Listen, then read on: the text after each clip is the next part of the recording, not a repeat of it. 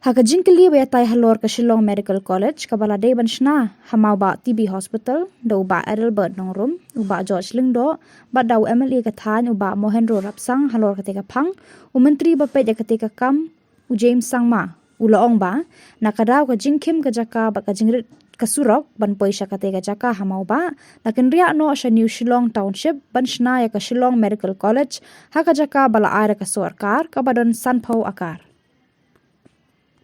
After considering all these things, sir, the government has taken up a lot of steps to ensure that this project sees the light of day, rather than stick to one location or stick to one proposal and not look at how we can make this a better and more viable project. So certain decisions were taken in that line, and which is why this is where we stand right now, sir. In fact, Mr. Speaker, sir, I don't want to criticize the government, but just imagine, honorable members, we are being sending here by the mandate of the people. This is the need of the hour. This is the need of our youth. This is the benefit, this is going to benefit for the state. Just imagine after 10 years, honorable minister has not yet been able to give specific loopholes about that particular areas. May I get more information from Honorable Minister whether the site that we're going to propose this project, whether it will be in the same or maybe you have some other mind? Sir, as I was mentioning in the course of the supplementary which the Honourable Member asked, that there were many reasons why it was decided that the RP Chest Institute at Mawbah was not feasible. So, namely because of the congestion in that area, secondly because of the fact that the approach road is very narrow, and thirdly, sir, more importantly, the NMC guidelines are there which were not, so that location was not in compliance to the NMC guidelines. Those were the reasons which I have already explained to the Honourable Member, sir. And as I said, sir, we as a government must look at how the Shillong Medical College, once it is established, becomes a viable project and doesn't become a white elephant and doesn't end up as a loss to the state exchequer. That's why, sir, due diligence is being done to ensure that when we do this project, it is done in a proper manner, sir.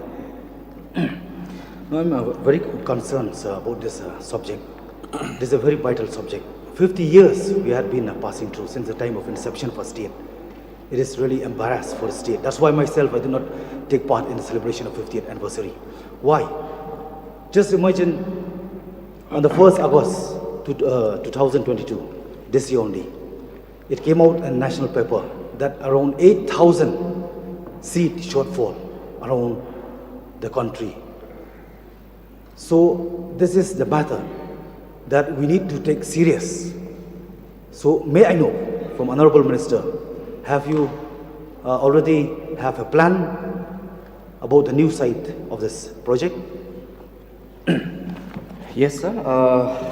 I think what the Honourable Member wants to know is whether we are still considering the location at Mawbah or not. So my answer is a very categorical no, sir. That area, as I just mentioned, because of these various reasons, it is not under active consideration now.